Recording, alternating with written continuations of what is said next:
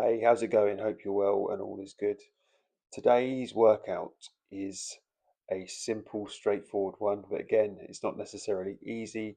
So we're going to be looking at the minor pentatonic shape 1, also known as the E shape, and we're going to be taking that through all 12 keys, round the circle of fifths, starting on F and ending up on A sharp, I believe. And we're going to be doing this at a variety of tempos. We're going to be doing it 120, 150, and 180 BPM. And we're going to be playing this in strict eighth notes with strict alternate picking.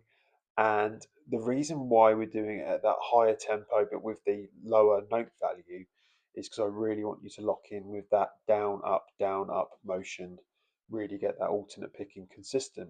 So this whole thing takes about 6 minutes.